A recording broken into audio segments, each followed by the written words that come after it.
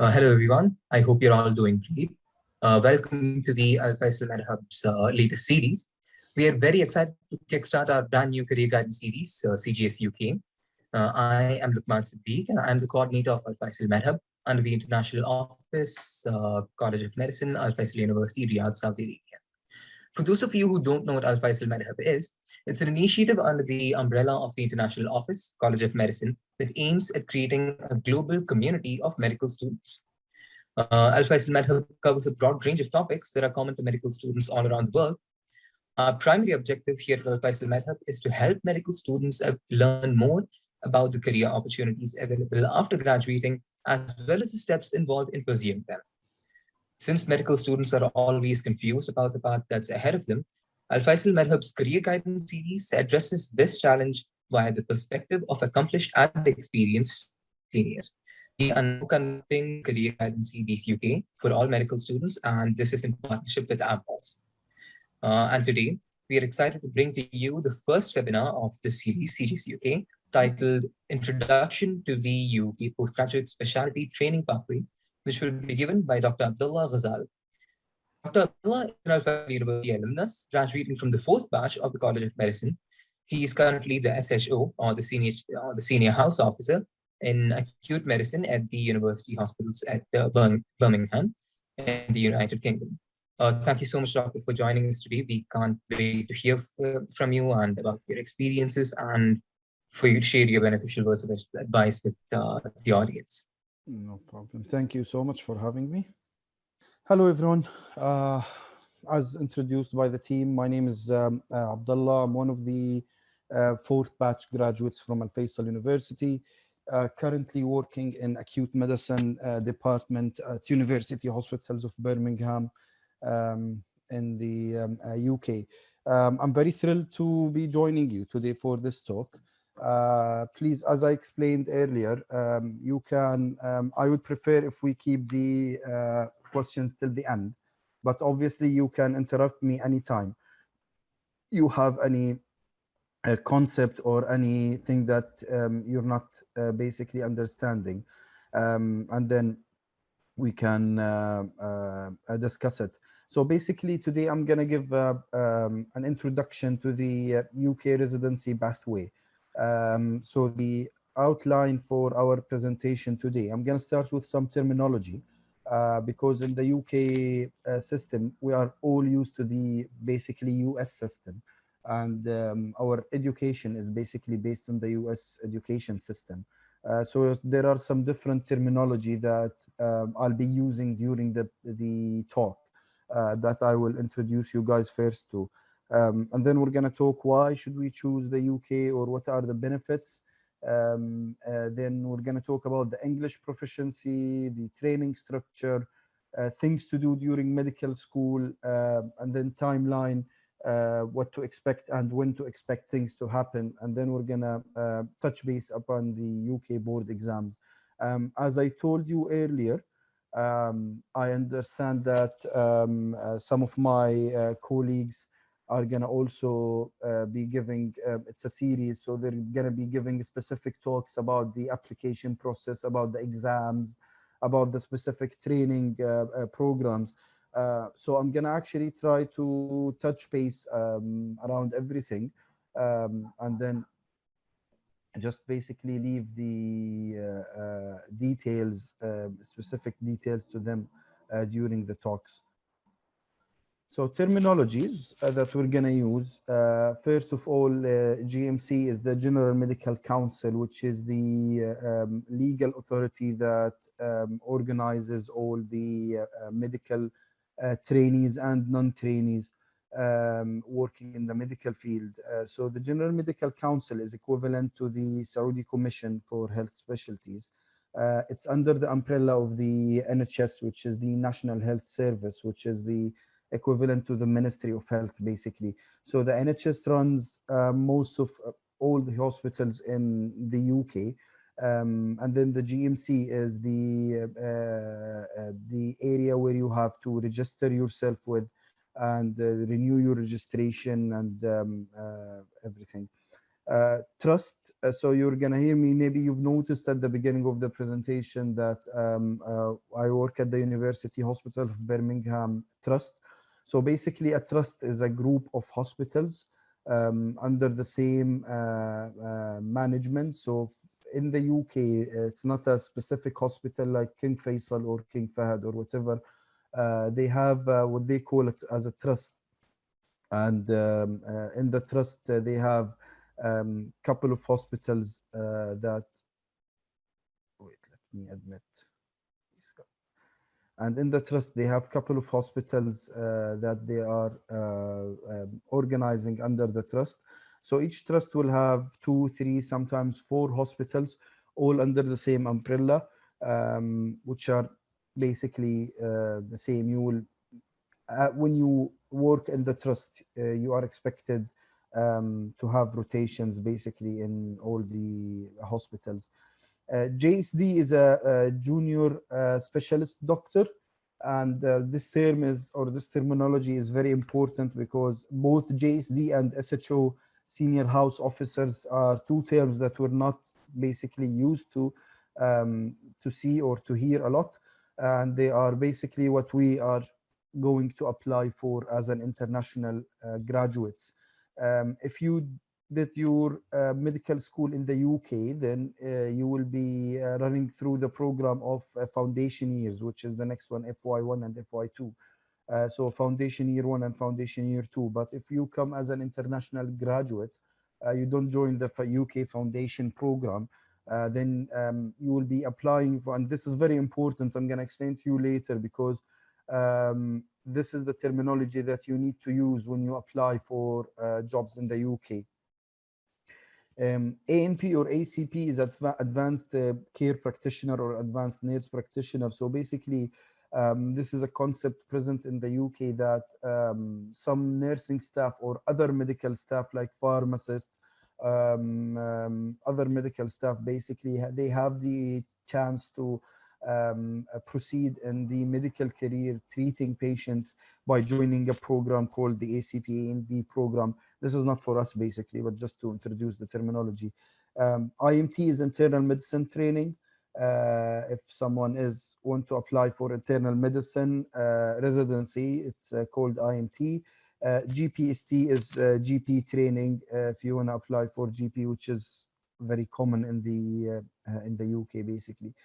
So these are some of the terminologies that we're gonna use, and if you, as I explained, if you at any point were very confused, then just give me a hint or raise a hand or whatever, and then we can speak about it. Okay, cool. Next. Yep. So why to choose UK? I usually everyone who contacts me keep asking me the same question. So we know that our studying system is basically a US oriented system, and most of the what we get during the our medical school, even the previously all the guidance, everything was towards the US system. USMLEs is everything that you're gonna hear during your medical school from first year till fifth year.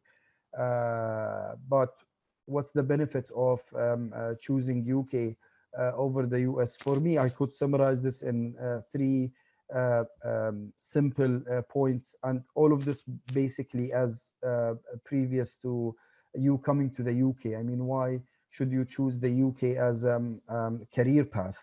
So the first point that's very important, and I think it's the main point, is basically the exams.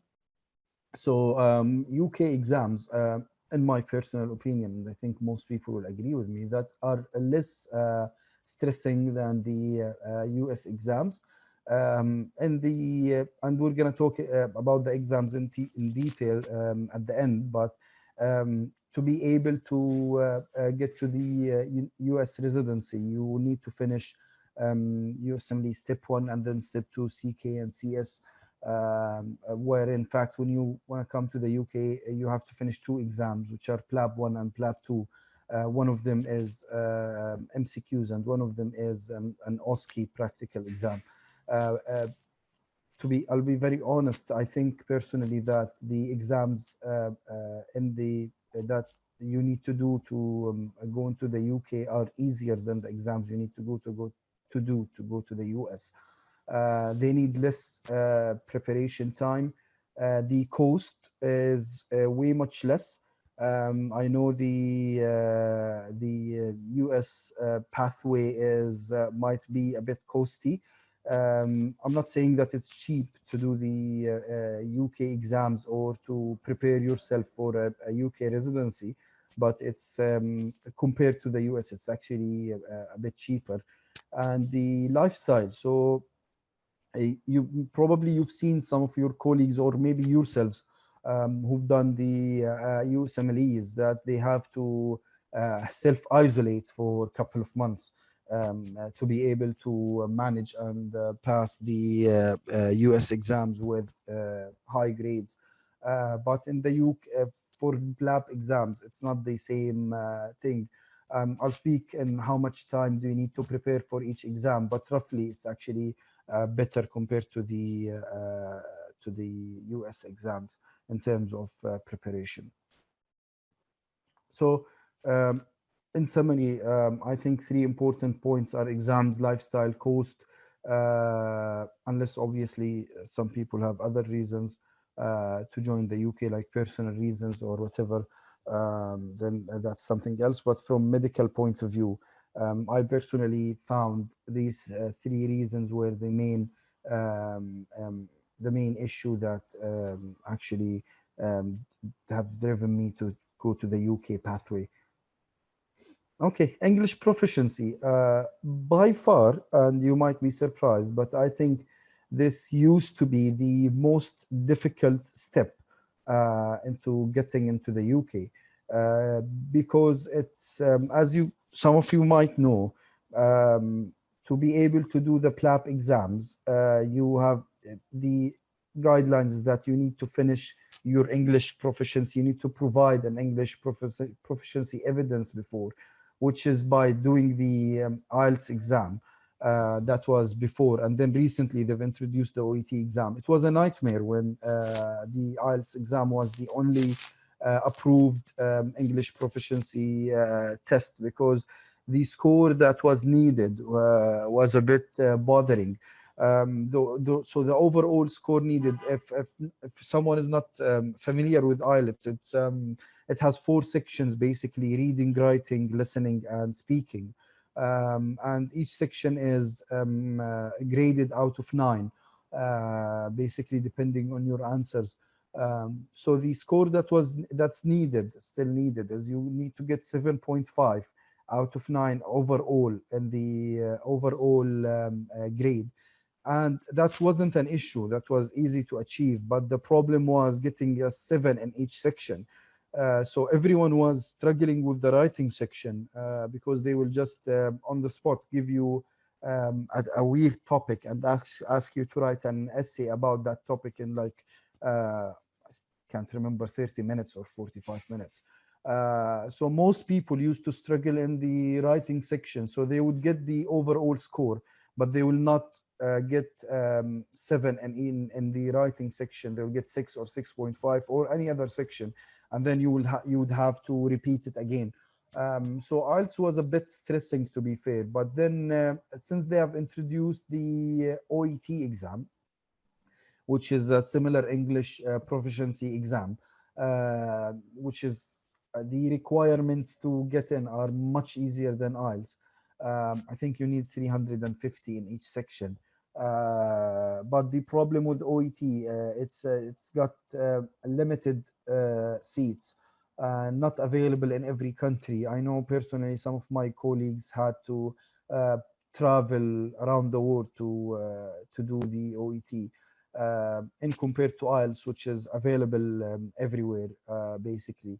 Uh, Both of them, I think, cost the same. Maybe OET is a bit more expensive, but OET is easier than IELTS. So this is your first step into getting into UK residency, is basically to manage to clear your English proficiency out of the way. Now, I'm going to speak about this in the timeline, basically, but and what to do during medical school. But uh, there's a specific time that you need to do the English proficiency exams in, because the exams are they have an expiry date for the exam, and you need to finish the exams to be able to apply for your PLAB. I'm going to talk for this and about this in details in the coming slides. Uh, Anyone has any questions so far?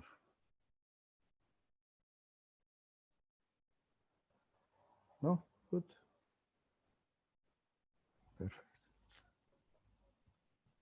Okay, so basically this is the training structure in the UK, give or take.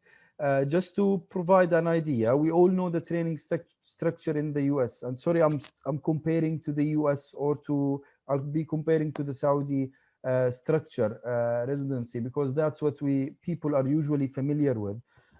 So in Saudi Arabia, you finish medical school, you do 1 year of your internship, and then you apply for a residency directly. Depending on the specialty, you do the specific amount of years for residency, and then you can apply for specialty and then become a consultant, which is more or less the same in the US residency fellowship, whatever. Now, in the UK, they have a slightly different system. So in the UK, you will do your medical school, and then after medical school, you have to go through the foundation programs. So this is where we actually intersect with the UK system.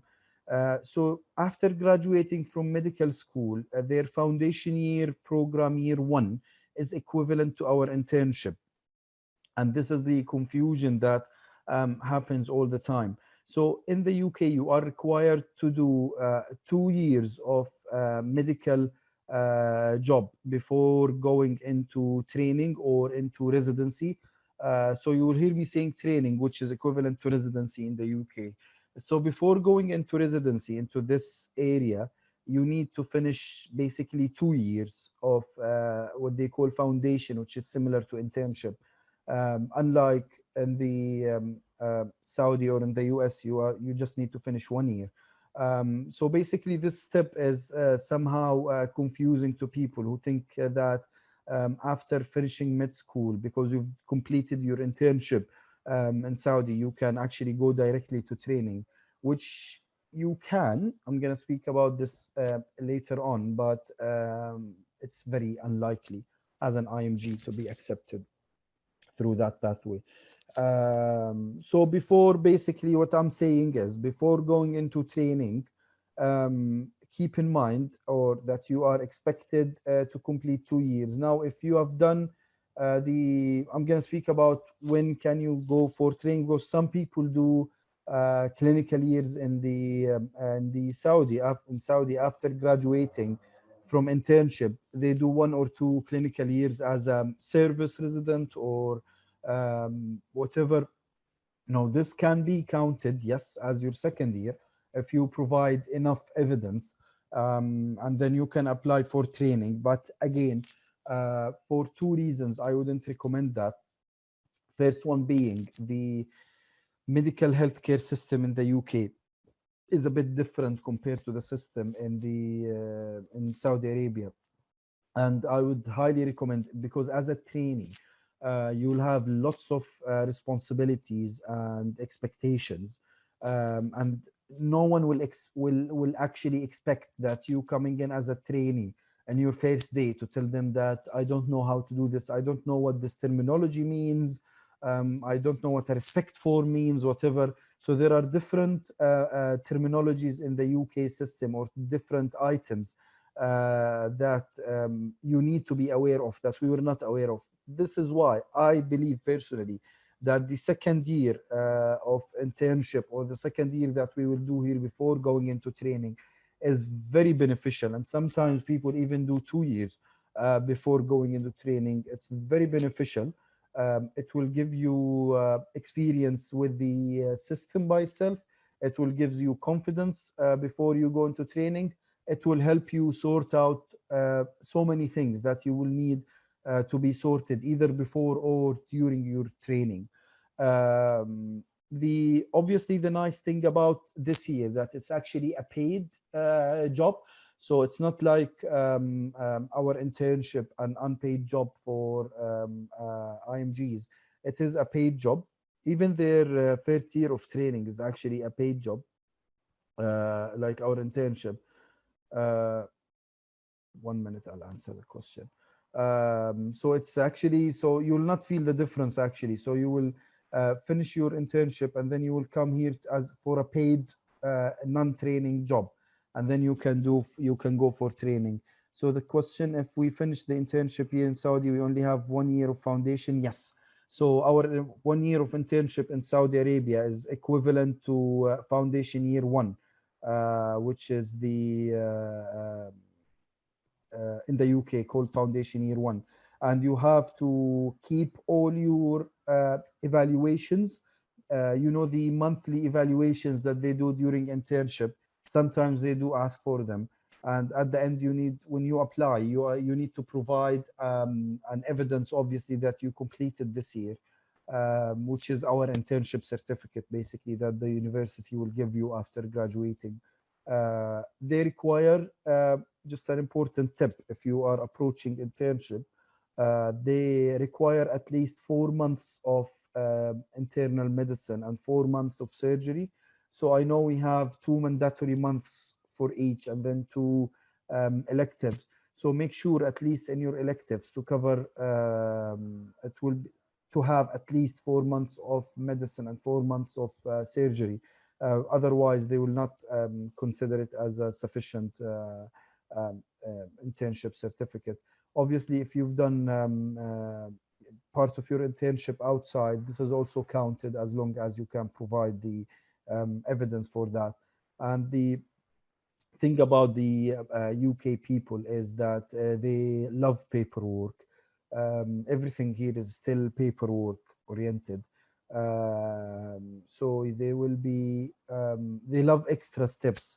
So whatever you provide them, they will be emailing or speaking to the responsible person that gave you that evidence. So for example, for the internship certificate, they email the university to make sure that what the evidence you provided is actually correct.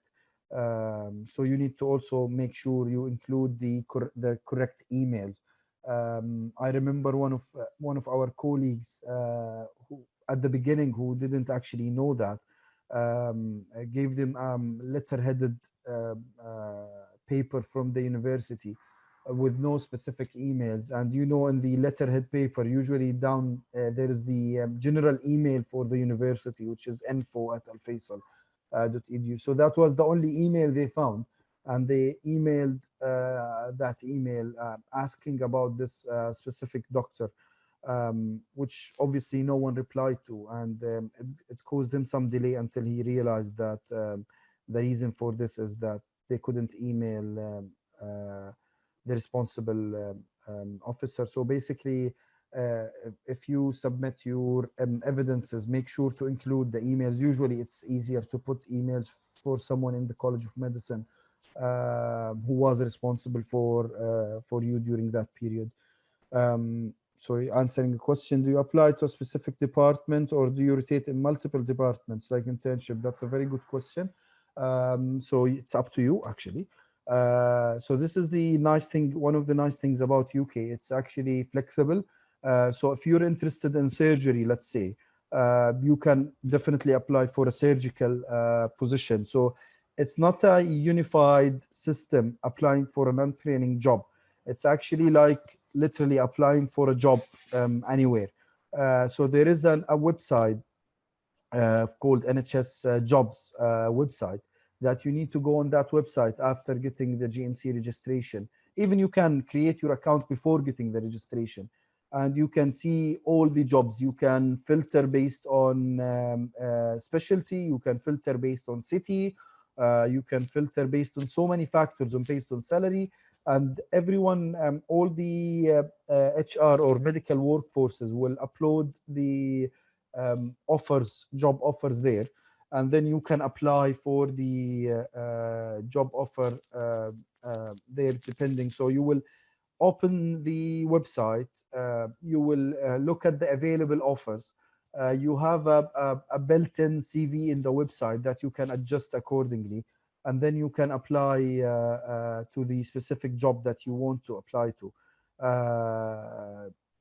Surgical, medical, whatever. Now, some hospitals will, you will see that they will actually state in the job offer that it's a rotational post.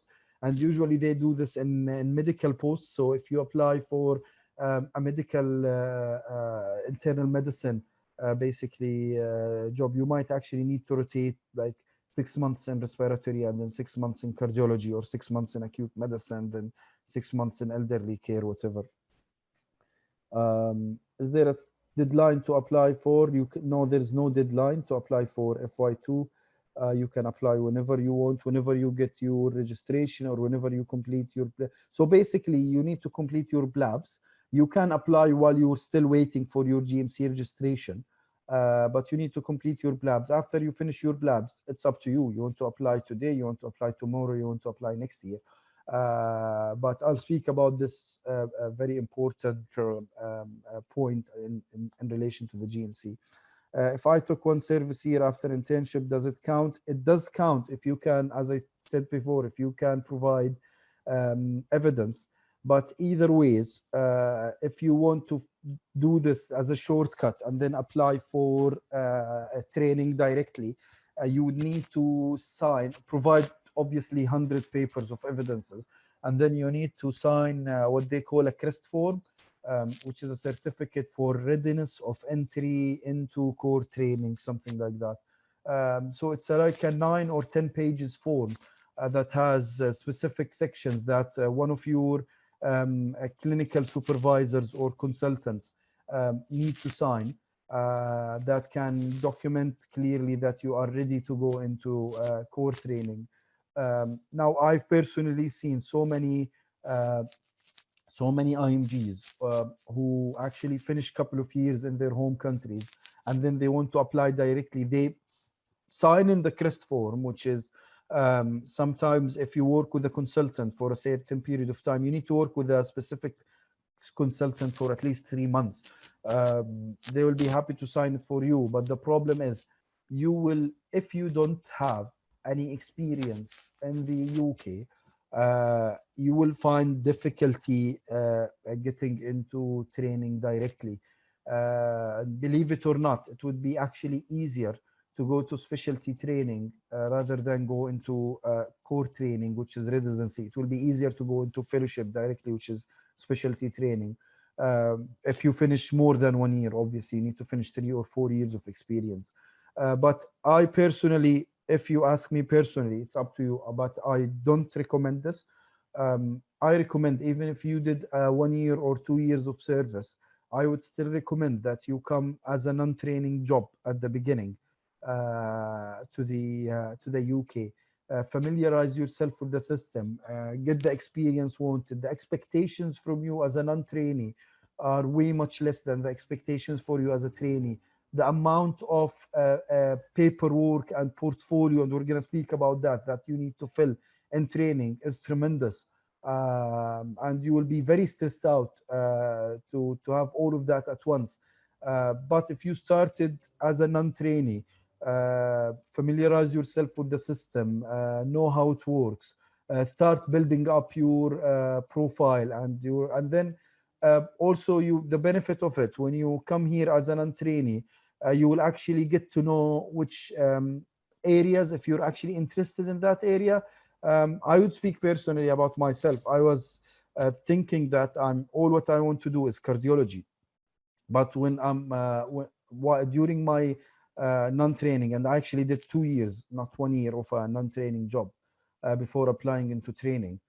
During these 2 years, I did a rotation in cardiology, and then I realized that's not my interest, basically. So it's actually helpful for you to realize before. Obviously, in core training, you're not going into specialty training directly, so you would also rotate. But it's actually helpful because it will help you to build up your CV based on your interest from the very beginning. So by the time you will reach to specialty training, you will know exactly what you want to do, and you will have your CV built around that specialty. It will make it easier for you to get into training. Okay, so yeah, so medical school foundation year 1 and 2.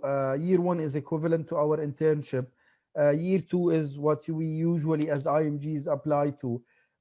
Now, the reason I mentioned the terminologies are important because when you apply for a job, you will use some keywords for the search.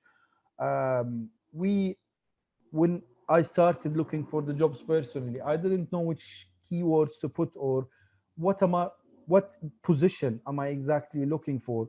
So the terminology you can use foundation year 2, but usually this is not used widely for the IMGs.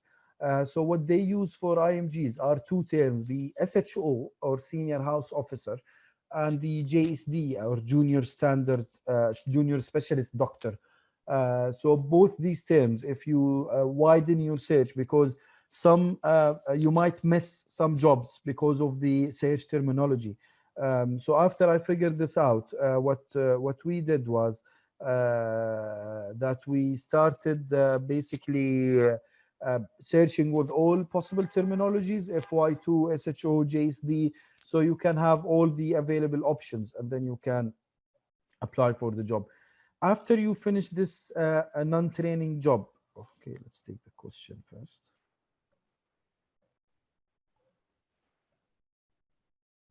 Oh, FY2 standalone.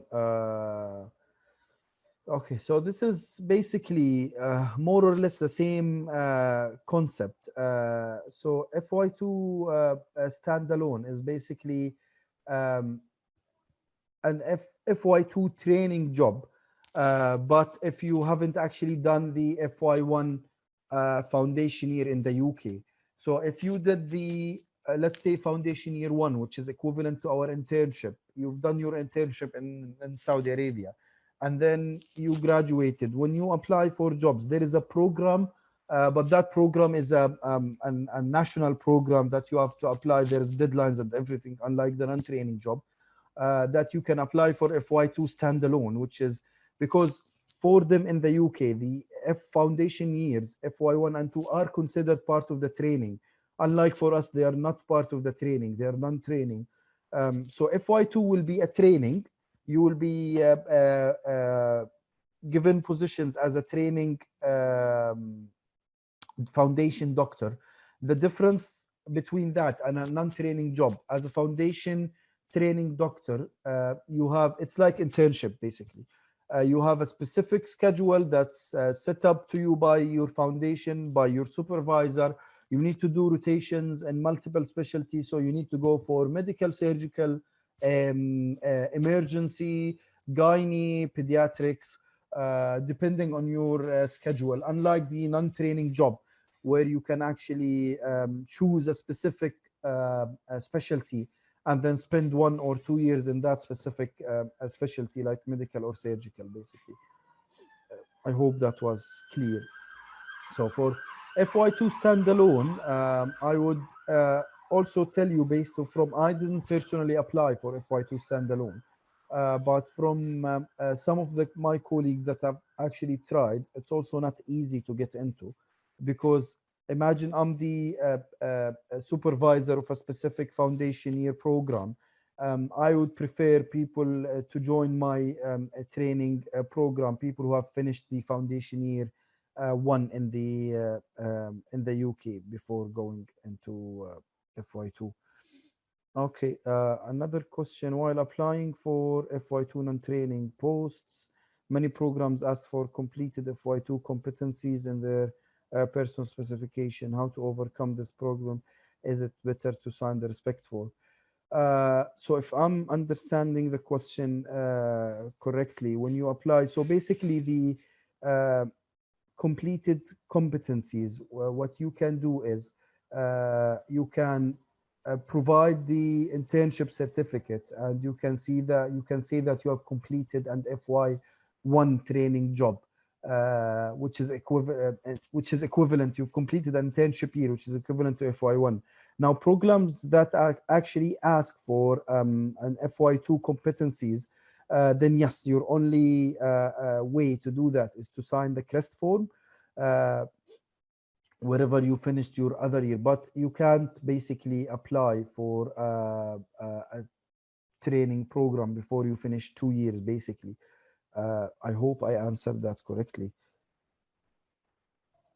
Okay, what if the evidence for Saudi internship is not sufficient? Then you should, they would not allow you to apply for the second year. You would be expected to do, so basically you'll be expected to do more months to finish at sufficient 1 year before applying into the non-training job.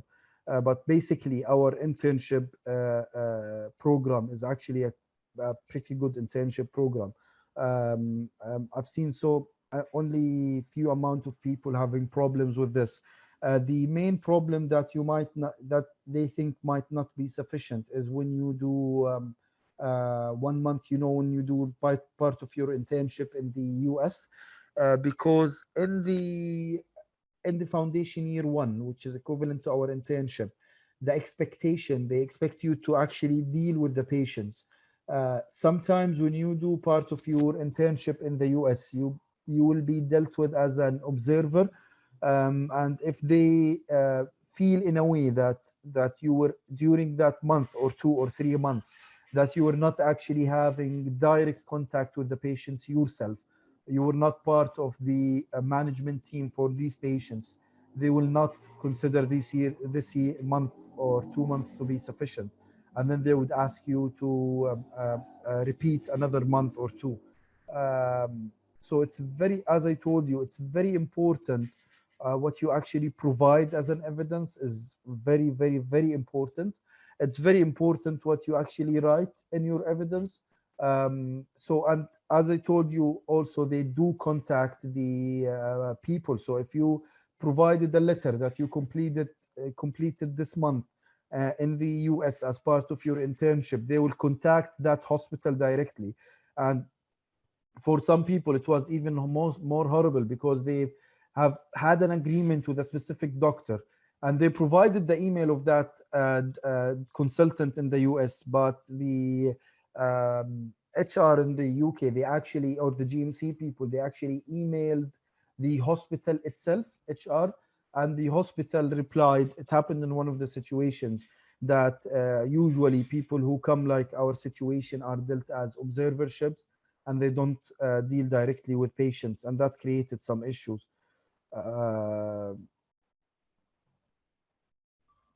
Yes, I agree. We could keep the questions till the end. Sorry, guys.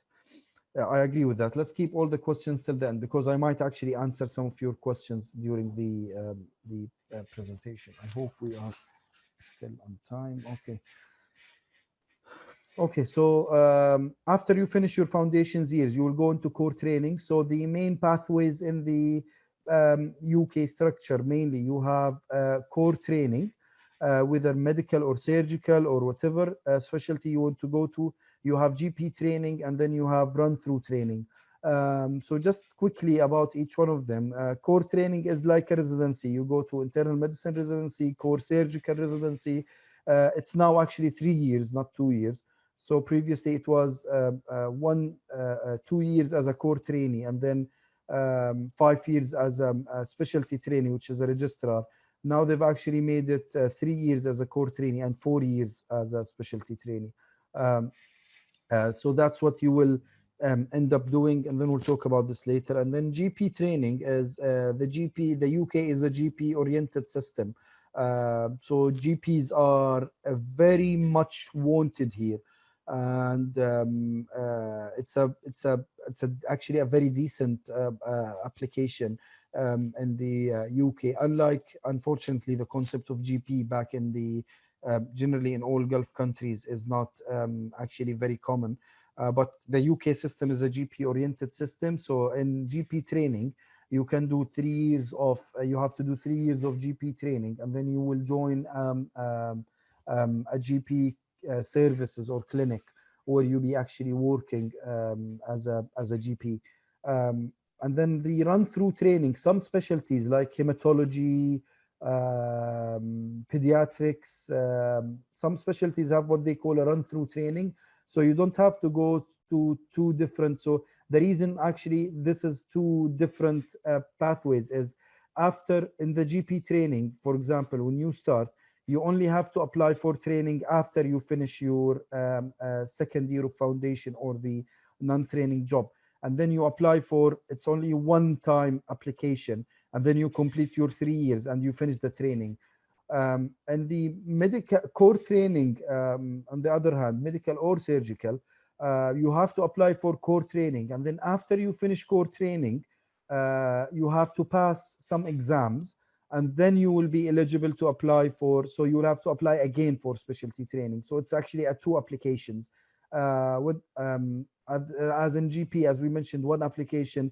The run-through training, you don't need to apply for two applications. So you will do your residency years depending on the program. Like let's say for pediatrics, you do 3 or 4 years, and then the same program you will eventually progress into specialty training or being a registrar or a specialist directly in the same program. You don't need to apply again, and then you will become a consultant. But for medical and surgical, which are the most common areas we usually apply for, yes, you need to apply twice. Okay, I hope this is clear for everyone. Now, for me, I consider this is the most important slide in the presentation, like what to do during medical school. Yes, my email will be at the end of the presentation, don't worry. So what to do during medical school? During your first and until 5th year of medical school, there's actually nothing much to do. Unfortunately, unlike the US, this is a bit of a disadvantage in the UK system, is that you can't, so for the US, you can do USMLEs whenever you want. But in the UK, unfortunately, that's not the case. So the PLAB exams can only be done after you graduated, which can be done during your internship year, basically, after you finish the 5 year of medical school. And to be able to do the PLABs, as we mentioned earlier, you need to do your English proficiency. Now, the English proficiency is the IELTS or OET are usually valid for 2 years only. And you need to finish your PLAB exams during these 2 years. So you need to have, so basically IELTS or OET are prerequisites to doing a PLAB exam. And PLAB 1 to do PLAB 1, and PLAB 1 is a prerequisite to do PLAB 2. And then unfortunately, the stupid thing is you still need a valid English proficiency exam to apply for GMC, or at least that was the case when I applied 3-4 years ago. And I assume it's still the same. But one of my colleagues, when they talk about the application itself, they will update you in details. So basically, you're a bit limited with time. You can't actually start preparing early and do PLABs during year 5 or your year 4 of medical school. You can start studying for it. I would highly recommend you register with a question bank, and you start preparing for the PLABs and MRCPs or MRCS if you are interested in surgery. But you can't actually do the actual exam until internship. So the perfect scenario, in my opinion, is you clear your English proficiency by the end of year 5. So in that way, you can do your PLAB 1 during your internship. If you manage to do both PLABs during your internship, that would be great. But it's very unlikely because you need to wait for the results of PLAB 1, which usually takes about 2 months. And then so you can apply for PLAB 2, and the seats are very limited because PLAB 2, you'll have to do it in the UK. We'll speak about this later. So after internship, so during internship, you need to do your PLABs basically, and after internship, you can carry on doing your PLABs, applying for jobs. Clinical attachment is a very, very important aspect or a transition phase that you can do. So it's like observership in the UK, but here you can also, in the US, sorry, but here you can also apply for a clinical attachment where you You can actually work in a hospital setting, shadowing training or non-training doctors. So they give you usually a short period of time of attachment, like 4 to 6 weeks, sometimes 8 weeks if you want to. And then after familiarizing, so the nice thing about doing a clinical attachment here, they will actually allow you to do hands-on. So they will allow you to use the system. They will give you an access. They will allow you to observe. Usually you will be supervised by one of the junior doctors. So you will be actually, if you ask for it, if you show your interest, they will also help you learning the system, how to do things, which will be very beneficial. Usually, if you do the benefit about doing a clinical attachment is that if you finish your clinical attachment and then a vacancy opens in the same hospital that you did your attachment in, they would prefer to take someone who did an attachment in that hospital because they know the system better than other people who don't. So clinical attachment is important. How to apply for this clinical attachment? There is no specific website or application to apply for. It's literally based on personal efforts.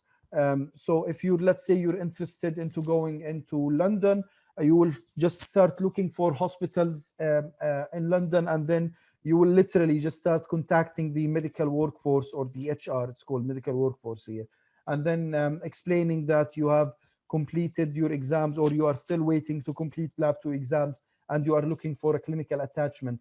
And it's a very common concept here. So some of them will have vacancies as a clinical attachment, and some of them will tell you we will take applications in the next couple of months or whatever. So you need to look around and apply. Another helpful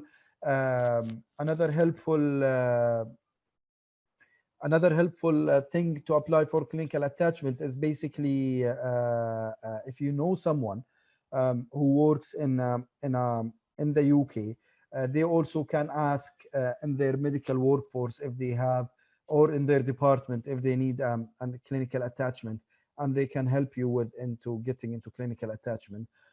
It's not mandatory. I didn't do a clinical attachment myself. I applied directly for a job, but it's recommended, especially when you struggle to find a job at some point. It's really recommended to do the attachment. Now, what most people are doing is they come to the UK for their PLAB 2 exam, and I'm going to talk about the exams in the next slides. They come to the UK for their PLAB 2 exams, and then after the exams, after they finish the PLAB 2, they stay in the UK for an attachment before going back, which might be very beneficial, but you need to start preparing for that early on. Portfolio, we're going to talk about this later. So basically, more or less, this is the timeline, general timeline that you need, that you will be having when you're applying to the UK. So after graduation, you're expected to do PLABs. After you clear your PLABs, then comes the step of the GMC registration. After you complete the GMC registration, then you can apply for jobs. You can actually apply for jobs pending GMC registration, but from experience, I don't think I didn't hear of anyone who actually secured the job when they still didn't have a full GMC registration. So I would say get your GMC registration, then apply for jobs. Basically, you will go for a non-training job. Most of us, 90%, 99% will go for a non-training job eventually. After now, what will happen during this non-training job? You remember the form I mentioned, the CREST form, the Certificate of Readiness of Entrance to Specialty Training. If you want to apply for a training job after your year of non-training, so CREST form is actually a mandatory form that needs to be filled. So the good thing about filling it in the UK is actually it's more, I won't say more accredited, but it's like more, they accept it more when it comes from a physician who's practicing or a consultant who's practicing in the UK. Is it easy to get it signed? It's not difficult, I would say. Depending on the consultant that you work with, as I mentioned, you need to stay with the consultant who signs the CREST form for you. You need to work with that specific consultant for at least 3 months. for them to be able to sign it for you. And some of them will, if they see that you actually deserve to go into training, will sign it immediately. Some of them will ask you for some evidences, some courses, some additional steps so they can sign it. So this is a very important. So the process of signing your CREST form, which is very important for you, you can't apply for training without it.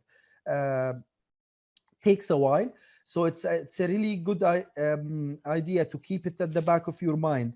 At the minute you join the non-training job, download the form or print the CREST form, have a look at what actually they want and the form, and start actually performing that. So they would, specific sections would include that you would need to have discussions with families about patients who are dying. For example, you need to be part of the cardiac arrest team at some point. You need to be, so there are like 8 or 9 pages if you download the form online, the CREST form, and then have a look at it while doing your non-training job. If you usually try to finish as much as you can, or try to achieve as much as you can from these aspects, then it will be easier for applying for training and then starting your residency, basically. Now the exams, I will not go into details because I know there's a whole talk about how to prepare for your exams or how to ace your exams, basically. But general outline, you have PLAB 1 and PLAB 2. PLAB 1 is an MCQs exam. PLAB 2 is a OSCE practical exam. PLAB 1, I think it's 180 questions, if I'm not mistaken. I did that 4 or 5 years ago. So it was 180 questions. How to prepare, basically question bank, question bank, question bank. Another helpful tool to prepare is the previous exam questions. So you will find in Facebook pages or on some websites samples of a previous PLAB 1 exam questions that will help you to prepare, but mainly question bank. What question bank to use? You can use what they call PLABable. You can use what they call past medicine. So these two question banks are the most common, and usually they are updated every year with additional questions that they usually ask in PLAB 1. Time needed depends on how quick you are in your studying, how much you retain information. But I would say, personally, PLAB 1, you can squeeze yourself and prepare for 2 to 3 months and do the exam. If you need, the better thing would be to take about 4 to 6 months, especially if you are in your 5th year or in your internship, where your time will be limited. So it takes, I would say it takes 4 to 6 months to prepare for it. When to do it, we already spoke about this. You need to graduate first and then do the exam. PLAB 2, PLAB 2 is how to prepare. I'm sure they'll speak about this in details, but for PLAB 2, you need to, it's not mandatory, but I personally never seen anyone who didn't do a PLAB 2 course and actually passed PLAB 2 exam. So there are specific academies in the UK that provide the PLAB 2 courses. You need to sign up to these. It's like a 12 or 13 days course. You can attend online or you can attend physically in the UK. They will give you the most important aspects of the PLAB 2 exam and how to prepare for it. So basically, PLAB 2, to be fair, it's an OSCE exam. I think 16. They were 18 stations, but I think during COVID they made them 16 stations. You need to pass 12 stations out of the 18, or I think 11 out of the 16 now, to be able to pass the exam. And in every station you need to pass a specific, not in every station, sorry, and overall you need to pass a specific score that will be depending on the average score of exam attendees, to be able to pass the exam. Is it difficult? It's not difficult, but it does need preparation. As I told you earlier, the thing about UK is that we are not a UK oriented. I don't know now if we are more towards a UK a mix between US and UK oriented system, but at least previously we were not fully UK oriented system. So that's the reason you need time to prepare for it, because they will speak about concepts, or you'll get a scenario about specific concepts in the exam that you're not usually familiar with, basically. Time needed to prepare for it. I would say definitely the course first. And then after the course, you can, I would say, some people will do it directly after the course. For me personally, I did it 3 months after my course, which I believe was literally on the edge. I wasn't doing anything at that time. Like I was done with my internship. I didn't have any other commitments. And I basically squeezed myself until I felt I'm confident to go for the exam. Now, the problem about PLAB 2, it's not like the CS, the USCS exam, where you have exams available during the year. So PLAB 2 is can happen only 4 times or 5 times during the year. They have a specific dates for the, oh no, sorry, that's PLAB 1. So PLAB 1 can happen 3 or 4 times. PLAB 2 can happen during the year, but you need to come to the UK physically to do the exam. You can't do the exam from abroad because it's basically an OSCE exam. Now, most people will struggle with, some people, not most people, will struggle with getting the visa for the exam. But if you provide enough evidence that you're coming to do the PLAB 2 exam, and obviously enough evidence that you're intending to go back to Saudi Arabia after the exam, then they will provide you with a 6 months visa, multiple entries to do your exam, basically. Sorry guys, I can see the chats, but I think we only have one more slide, and then we'll look at all questions. So during your non-training job, after you secure, let's assume you secure the non-training job, what do you do? Basically, this is what I told you why a non-training job is important. Basically, number one, definitely without a doubt, is the crest form, getting your crest form signed, which you can obviously do if you complete another year in Saudi Arabia after internship. But as I told you before, they don't officially say this, but from experience, they actually prefer a crest form signed inside the UK. To be, they don't reject a crest form signed outside the UK. That's not what I'm saying. But a crest form signed from inside the UK will be more helpful in your application. QIP, quality improvement projects. So if you remember, the first thing I told you, the UK people, they love paperwork. They like to complicate things, basically. So quality improvement projects or audits is an important aspect, apparently, of the UK medical system, which is I wasn't personally familiar with when I was in Saudi Arabia. So basically, it's they expect you to do a quality improvement project, which has a significant amount of points when you apply for a training job, if you do one. So basically, what's the idea of a quality improvement project is that you do something in your hospital or in your university that helps improving the current system. So the basic idea of it is that you compare the guidelines to the practice that we actually do. And then you suggest changes, or you can simply say that, yes, we are following the guidelines, or we are not.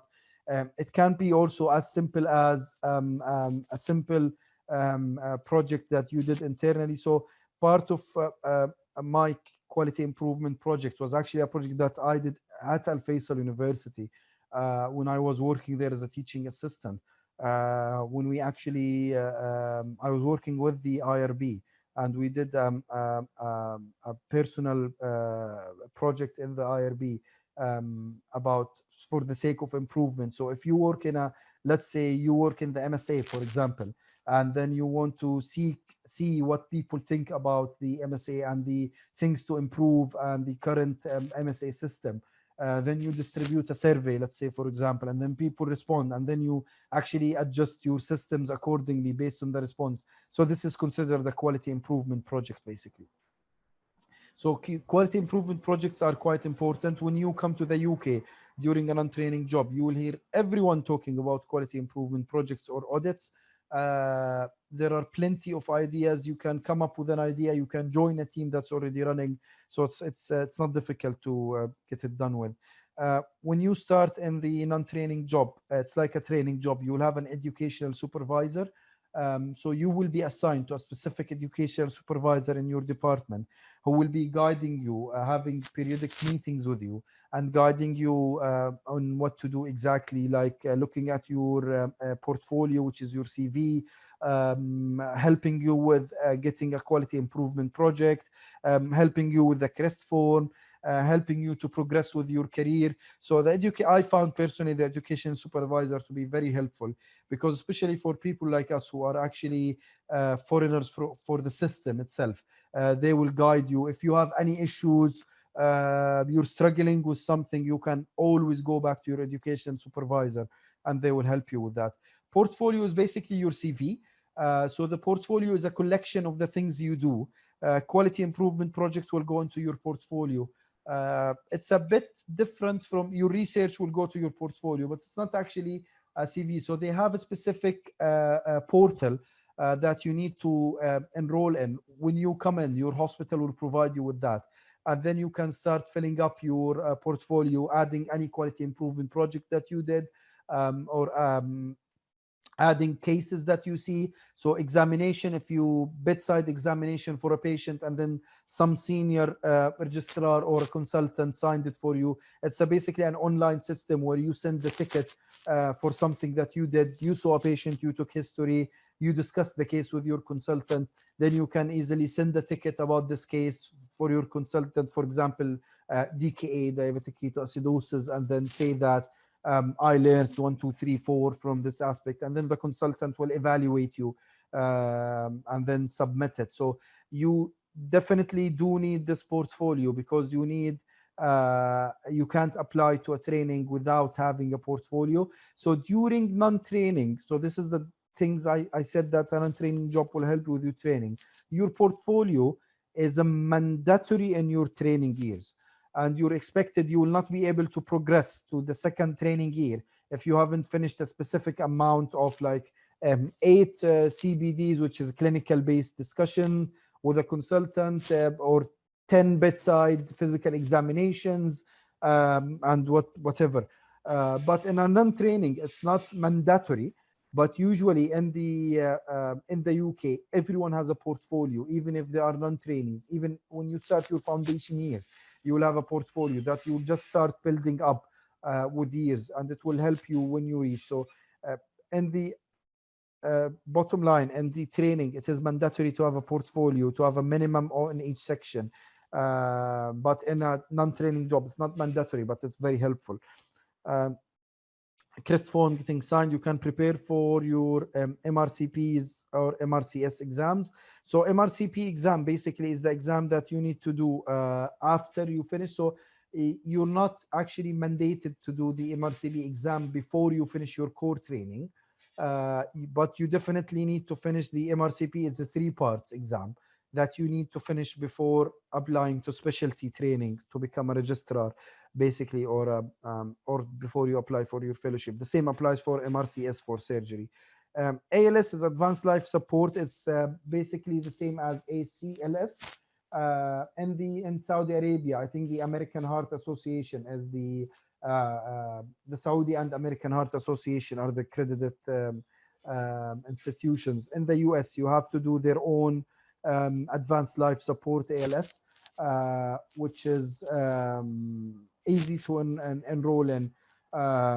Costs, I think, around £450, and it's not very easy to pass. It's a 1 or 2 days course, but if you have to prepare for the course, and you have to attend the course fully to be able to pass. But you can't you're expected to have ALS when you work in the UK. you're not expected to do it before. So you can't go into training without ALS, basically. You can go into a non-training job without ALS, but you're expected to do it during your non-training job, basically. Especially that when you do on-calls, you will be part of the cardiac arrest team, and you can't be part of that if you don't have ALS, basically. Whew, okay. I'm done with the basic introduction. This is my email. I'll keep it on the screen if you guys have any specific questions. And now I'll start taking the questions from the chats, basically. So I don't know where did we actually stop before. Okay. So I'll start taking the questions one by one. So the first question, so if we finish the internship here in Saudi, we only have to do 1 year. Yes, if you finish the internship in Saudi Arabia, you only have to do 1 year of foundation or non-training job in the UK before you apply for the training. You can do as many years as you want. It's like a service resident. So you can do 10 years, you can do 10 years of non-training. It's totally up to you.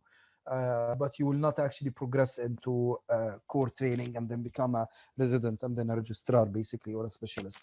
Do you apply to a specific department? Oh, I think we did answer this.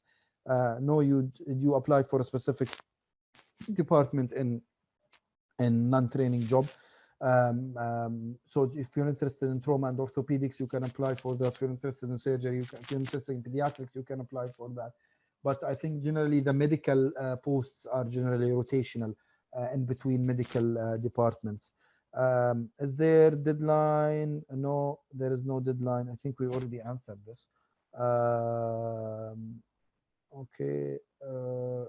So if your internship certificate does not contain 4 months of medicine, 4 months of surgery, it wouldn't be considered. So it's a bit tricky, to be fair, because I know you're mandated by our internship to do 2 months of medicine and 2 months of surgery, and then you have your electives, which I think they usually recommend you do 1 or 2 months of medical electives.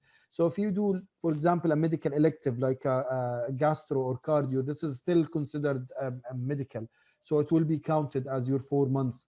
And if you did, let's say, for example, trauma and orthopedics, it's counted surgical. They do count the gynae sometimes as surgical.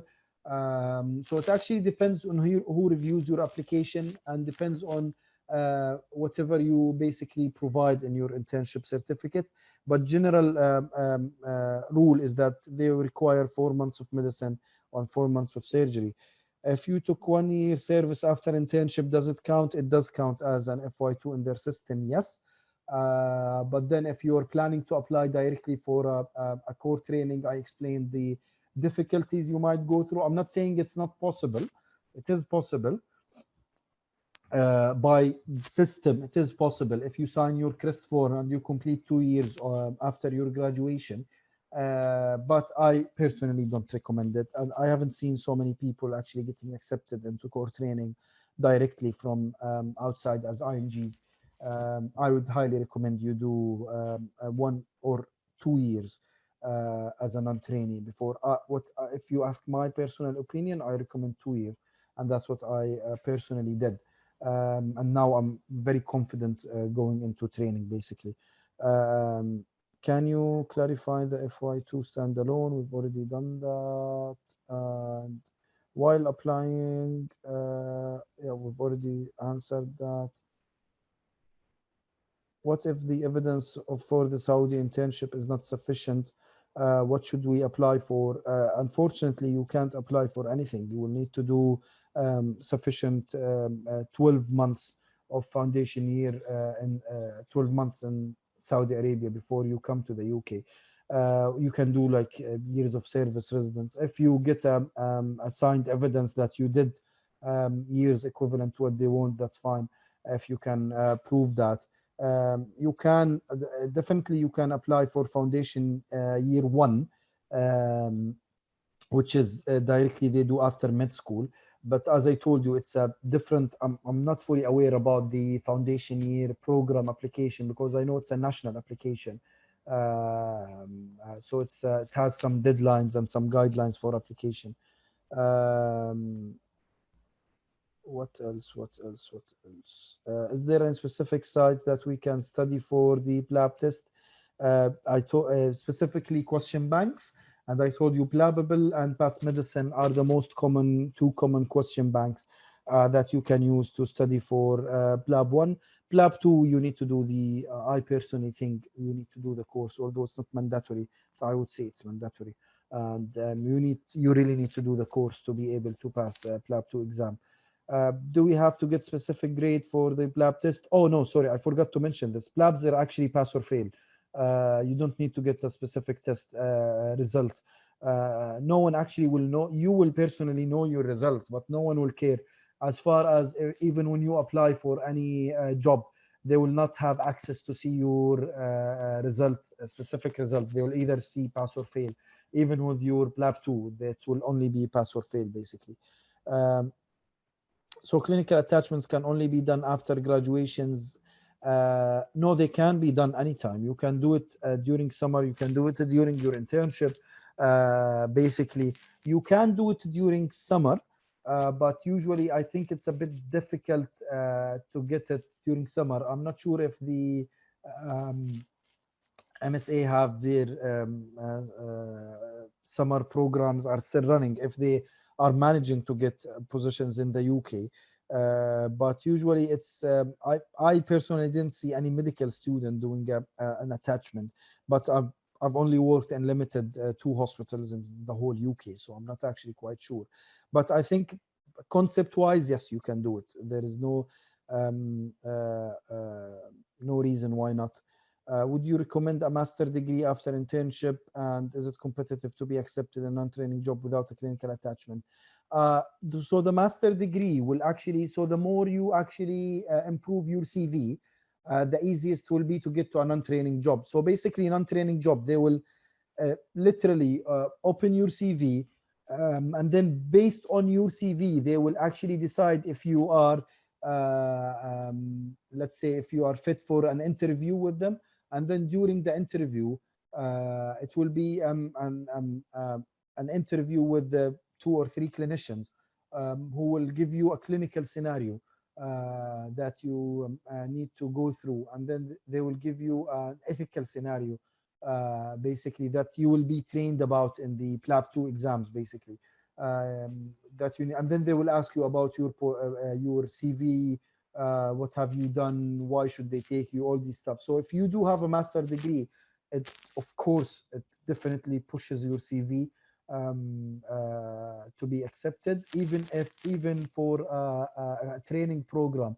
If you have a master degree, you have extra like 3, 4, or 5 points. So you have more chance of getting accepted if you have a master degree. So basically, whatever things you do in your to improve your CV will actually get you into better positions. Is it competitive to apply for non-training job? There are plenty of non-training jobs. All what you need is actually patience and time. So some people, they just give up after 3 or 4 months of applying. I think the average time to find a job, and you need to keep this in your mind, I should have mentioned this in the timeline, the average time of securing a job is between 6 to 10 months, I would say, because it's very competitive. They will always need non-trainees, but it's you need to have a backup plan for something to do during these months after you finish your PLAB 2.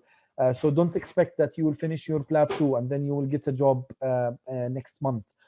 So you need to have time, and this is I know it's a bit of a frustrating period for people, where they usually try to apply for jobs and they can't secure anything. But some people will secure jobs in 2 months. It depends actually, and some people it will take them 5 to 6 months.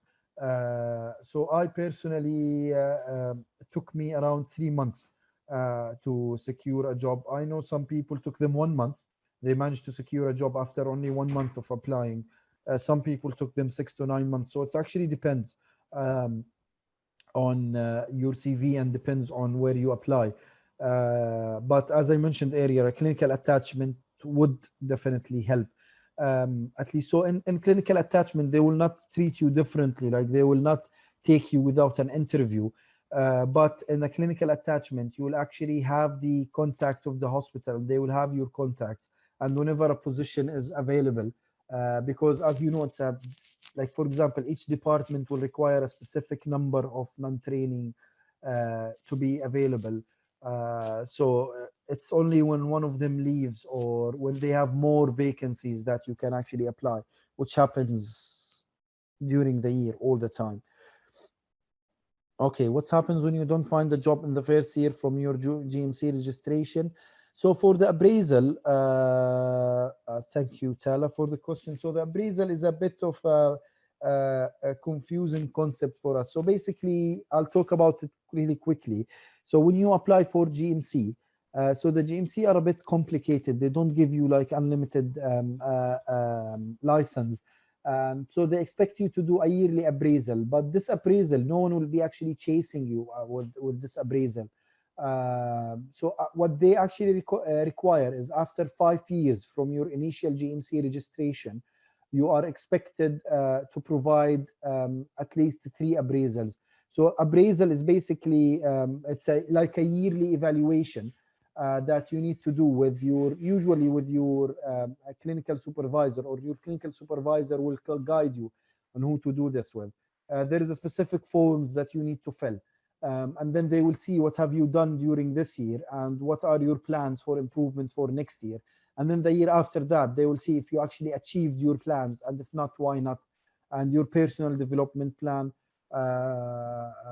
So that's it. It is appraisal is not an issue, Tala, if you don't find the job within the first year. The issue would be your revalidation, basically.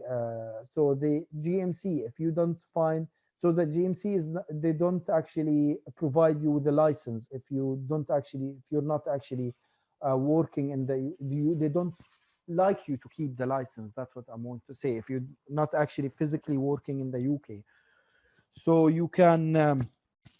So after 1 year of GMC registration, they will expect you to do revalidation, which is basically be linked to a designated body like a hospital or whatever.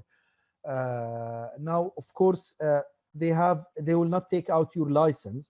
What they do, if you couldn't find a job, they would recommend, they have 2 options. You will either continue to have your license, but now the fees for your license will actually be higher compared to the annual fees that you will pay if you're working. And the other options would be they would ask you to, you would still have the license, but you will not have the right to practice in the UK until you find the job. So it's not actually a big issue. So you can, even if you got your GMC registration, you couldn't find a job, you can still, even if you decided you got your GMC registration, then you decided to come to the UK 3 years after that, your license is still valid, but you will not have the right to practice in the UK until you get a job, and then you contact GMC again to inform them that I have a job now, and they will give you the right to practice in the UK again. What extracurriculars do we need to do during medical school? Research is very important. They love extracurricular activities. Like if you are involved in leadership, student associations, if you have done something outside of the medical aspect, they do appreciate these things a lot. So I remember during my first interview, because I have a specific interest in TED and TEDx, and we did one event of TEDx Alfaisal.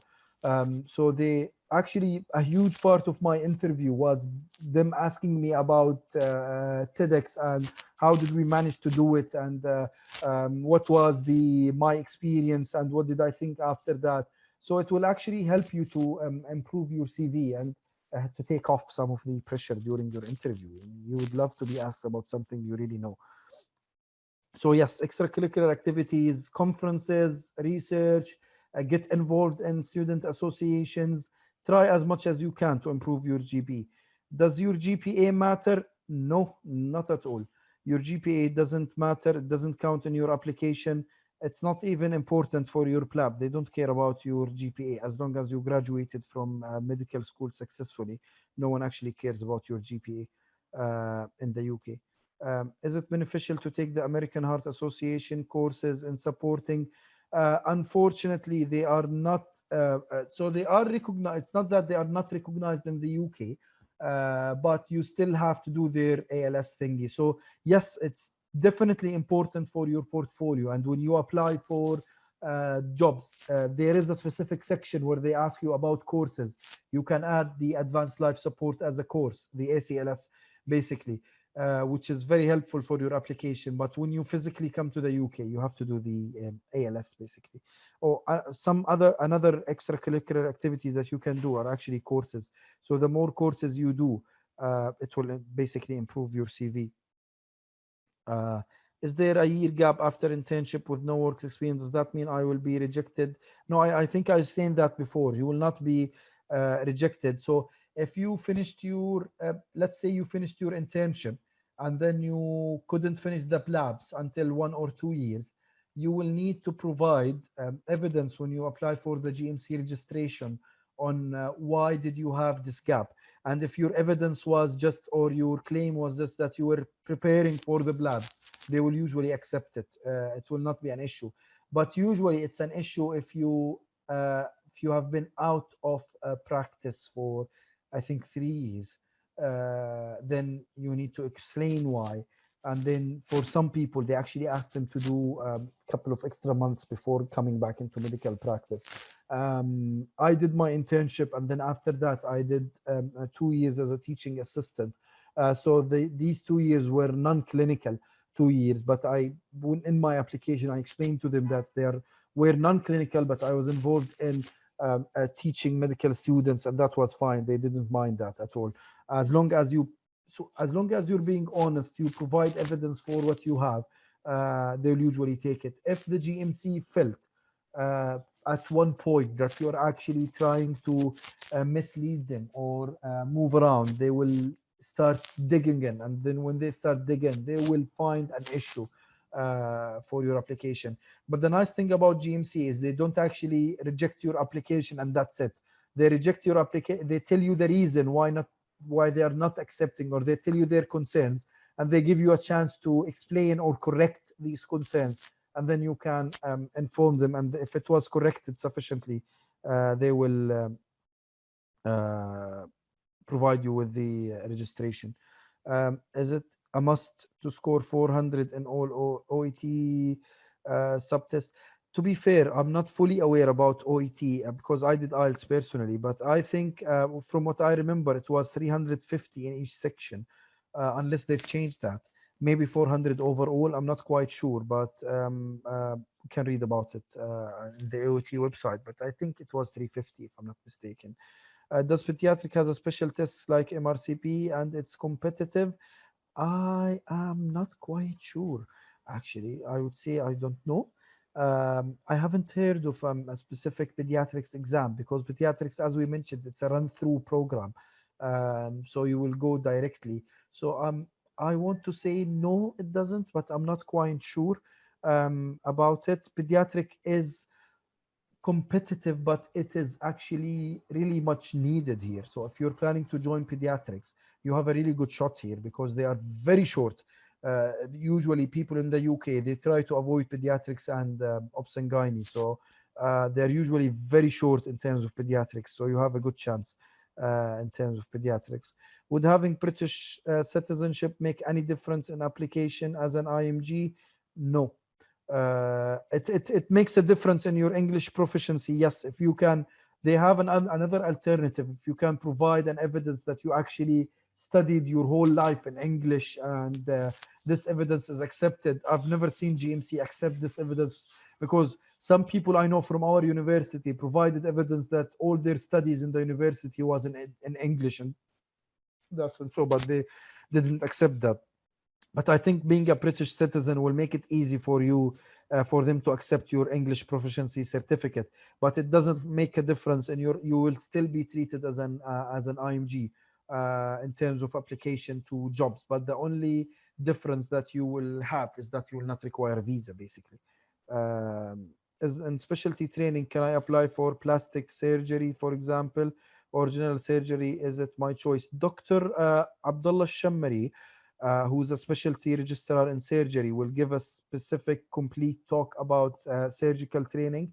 I'm not aware about the details about specific surgical training, like if you can apply directly for a specialty training, which I think you can, obviously, but I'm not 100% sure. But I would, if you're interested in surgery, I would highly recommend you attend Dr. Shammari's talk, which I think my colleagues here in the international office and MedHub will actually guide you when the talk is. But I think, yes, you can obviously apply for subspecialty training in surgery. The core surgical training, though, is you have to go through rotations, but in the subspecialty, yes. What are the perks of doing your residency in the UK versus case A? Oh, it's actually a personal interest, basically personal opinion. So if you have a chance to do your residency in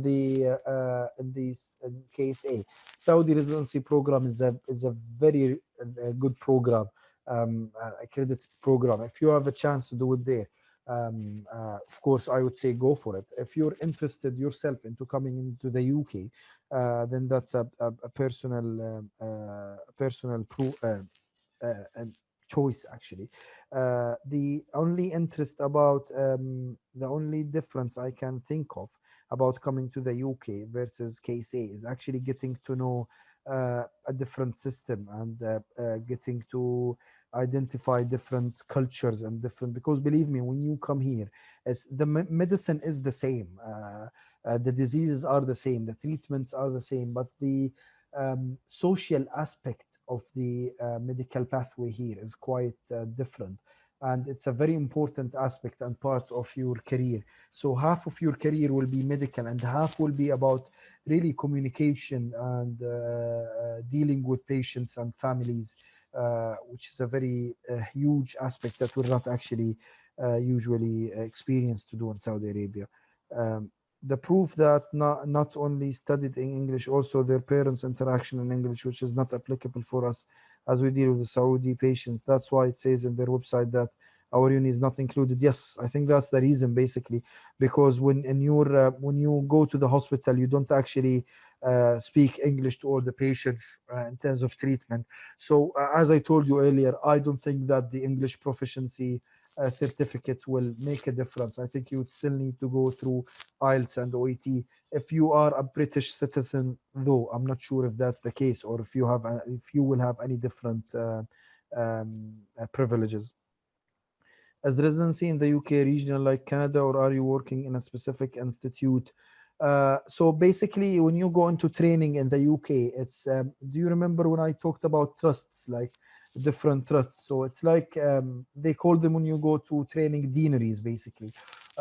So you will have a deanery that has 3 or 4 hospitals, sometimes more than one region. So it's not necessarily that you will do your whole training in Manchester. So it might be Manchester, Blackpool, and another country, city that's 100 kilometers away. And then you will be expected to do rotations. So no, it's not actually specific institute. It's regional, depending on the region. You will rotate in different hospitals, and you will rotate in different cities, basically. Did you experience culture shock when as you were training in the UK? No. The nice thing about UK is that they have a huge diversity in their culture. They're actually used to non-trainee. They're actually used to different cultures. So I will be very honest with you if I tell you at least 50% of the people I deal with here are actually non-British, and mostly 99% of the non-trainees are actually non-British, or IMGs, basically, not only non-British, IMGs, basically. So everyone will be in the same boat. You will not have any cultural shock. They are really, the nice thing I liked about the British people is that they're open to all cultures. They respect all cultures. Like during Ramadan recently, they know that there is a huge population of Muslims everywhere in the UK, and they actually respect that a lot, even during your rotation, during your regular day. They will be more flexible with you because they give you some excuses because they know you're fasting. So they are actually quite good in that aspect. Can you apply for an untraining job while you're outside the UK and then you go and see? Of course, that's the main thing. You can't actually be physically in the UK unless you have a visa, or you don't need a visa to be in the UK. So you are expected, if you don't have if your visa, they will give you a visa for PLAB 2, which is a 6 months multiple visa. If that visa ends, I highly recommend not to break any laws with the in terms of visas or anything, because this will impact you significantly when you apply for your GMC and when you apply for jobs. So first, the type of visa you need to apply for when you go for a PLAB 2 is just basically a visitor visa. It's like a tourism visa, but then the reason will be that you're going for PLAB 2. They will give you that visa for 6 months, multiple entries, and then the visa you can apply. So once you get accepted in a job, they will send you what they call a certificate of sponsorship, and with this paper you only need 3 or 4 more papers, and then you can apply for a working visa. Now it used to be a tier 2, which is a work general work visa, but recently with COVID, they've actually made a specific visa for skilled workers, specifically for medical professionals, that is cheaper and quicker to actually get the visa. So I don't know if that will continue in the next years, but basically it's a work visa that you need to apply for. They will give you all the papers you need to apply for. Regional, if it's in trusts, is that right? So yes, regional, for example, in currently I'm working in Birmingham, in the University Hospital of Birmingham Trust. Under this trust, there are 4 hospitals. Between each one of them is like a 40 to 50 minutes drive by car. So they're not actually literally next to each other. They're not actually in the same city. They are in the area of what they call a county, West Midlands County, but they're not in the same city, basically. So they are in different cities. But in training, it's actually it will be the same. So you will be expected to rotate in different. So this is one of the disadvantages of training in the UK, is that you will not have stability. So let's say this year you will be in a certain city, and then your rotations the year after will be in a city that's 2 hours car drive from your city. So you can't actually stay in the same house and then go there. You will need to move into that city.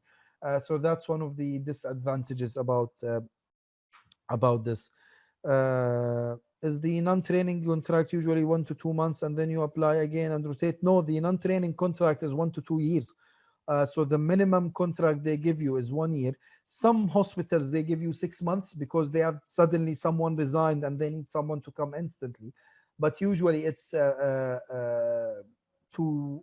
to 2 years.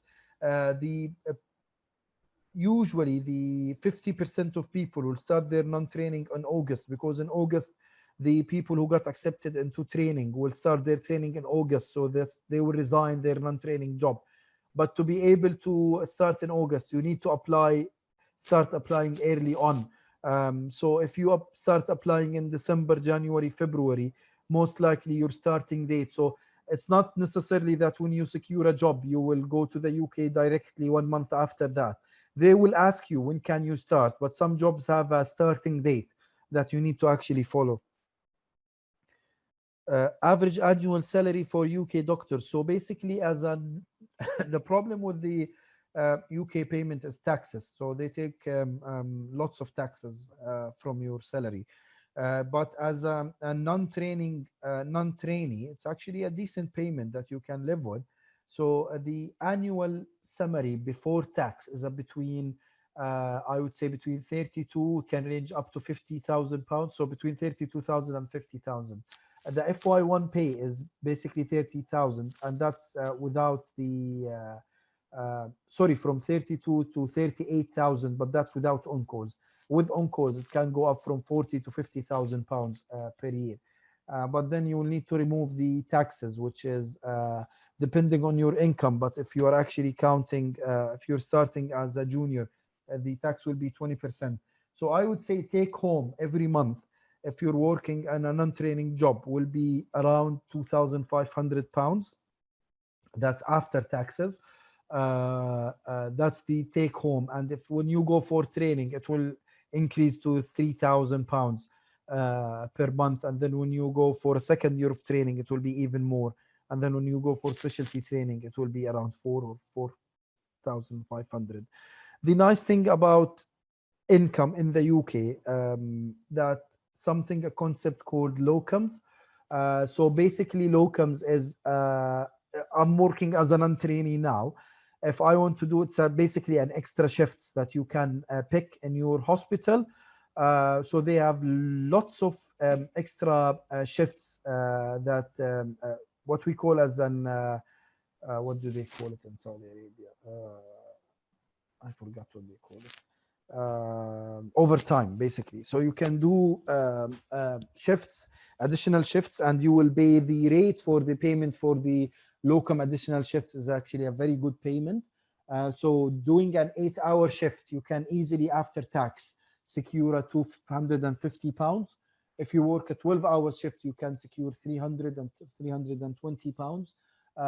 So this is the a main source of income for the people in the UK. Everyone, they don't just depend on their just regular salary. Everyone here does locums to start and to try and earn more money. The more locums you do, the more money you will get.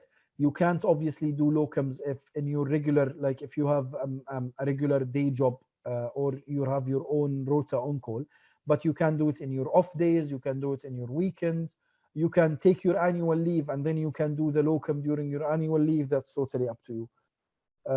Is the MRCP similar to the promotion test? If so, what is the equivalent to the past? So MRCP basically is you, after you finish your, not after, sorry, before you go into your specialty training, there are 3 parts of MRCP: MRCP1, MRCP2, and a PACES exam, which are similar to the USMLE. So MRCP1 and 2 will be MCQs, and PACES will be like an OSCE exam.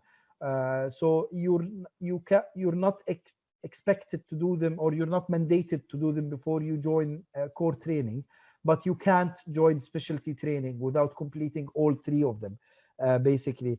So it's like a promotion test in between the core training and the specialty training.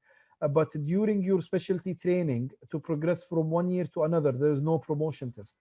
So once you've passed your MRCPs and you started your specialty training, you will continue all the way to becoming a consultant. You will just have yearly annual, as we mentioned, the appraisal, which is really yearly annual review by your supervisor, but you will not have any exams after that, basically.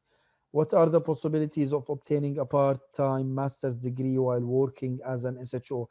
I would say very difficult, to be fair, unless you work as a part-time SHO, basically. Because if you work as an SHO, let me tell you, as a specific SHO rota or schedule. So your work is 8 to 4 every day, or 9 to 5, unless you're on call. When you are on call, the nice thing about the on calls here, it's not a 24-hour on call, it's a 12 hours on call.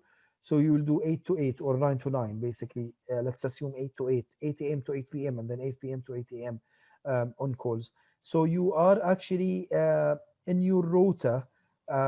Every month you will have at least 7 days of on calls, at least every month. So 12-hour on calls, in addition to your regular work, which is 8 to 4 every day. So I don't think personally that you will actually have the time to do a part-time master's degree during that. You can obviously do, depending on how can you manage, but knowing the workload that you have as an SHO in the UK, I personally don't believe that you have the time. What I would suggest is, if you're planning to do a master's degree in the UK, apply for that in concurrence with your PLABs. So while you're doing your PLABs, start doing your masters, and by the time you finish your PLABs and your masters, you can apply for jobs. This will actually increase your chances. Is the payment standardized for all positions? All consultants get the same specialty, regardless of specialty? I think it is standardized in terms of trainees. I'm not sure about consultant wise, but I think it is standardized. Obviously, as I told you earlier, the more hours you work, the more payment you will get. So there's nothing called everyone takes the same payment. It depends on how much you work, because here the overtime or the locum jobs are actually quite very common. So everyone does them, even as a consultant. Actually, after graduation, you can even work as a locum. You can work as a full locum consultant, which is and the payment will be according to that. So it depends. Actually, the payment in the UK generally depends on how much you work. There is a standard payment which I think is similar to everyone, but it's I think in the same specialty. I think surgical specialties might get paid more, to be fair. But within the medical specialty, for example, I think all the payments, unless you do extra hours, so basically extra clinics, extra procedures, extra on calls, extra covers, then you will get obviously extra payments. So it depends on your specialty also. If you're doing gastro, you will do 2 endoscopies, you will get paid for these endoscopies. I'm asking because, for instance, neurosurgeons have very long surgeries, but they don't count them as overtime, but they do. So everything here, actually, you have to log the hours for everything. So everything is actually counted generally, but I think the surgeons get paid more because of this, basically. I'm not quite sure how much more, but as I told you, if you're specifically interested in surgical questions, Dr. Shammari will be the best to answer. I don't want to give you any false information, to be fair. I'm the last person you can ask about surgery. Okay, perfect. Any other questions?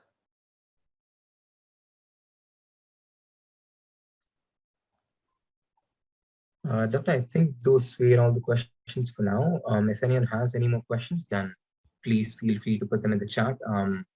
Thank you very much, Dr. Abdullah. It was indeed a very beneficial and wonderful introduction to the UK residency pathway. Thank you for your time, and we and the audience truly appreciate it. Our team would also like to thank Amboss for the accounts and support. To everyone in the audience, thank you for joining us today, and our team hopes that you found the session as informative as we did. If you have any more questions, then put them in the chat, or you can unmute and ask. Also, for further information, for updates on future webinars, for recordings, if we get consent, then do follow us on Instagram, Twitter, and on YouTube. Also, if you have any questions for the international office, you can contact us through our forum on our website, or you could contact us through our WhatsApp, which are all pasted in here. Again, a huge thank you to our speaker, Dr. Abdalla Gazal, and to everyone in the audience. We hope to see you all in the upcoming CGS UK webinars. Hope you enjoy a wonderful rest of the day. Thank you. Thank you, guys. Thank you, everyone. And as I told you, you can email me anytime. If you have any specific questions, I'm happy to answer any emails. And you can get also my contact details from the international office and the MedHub. Thank you, guys, for the opportunity, and thank you for having me. My pleasure, Doctor. Thank you. Thank you.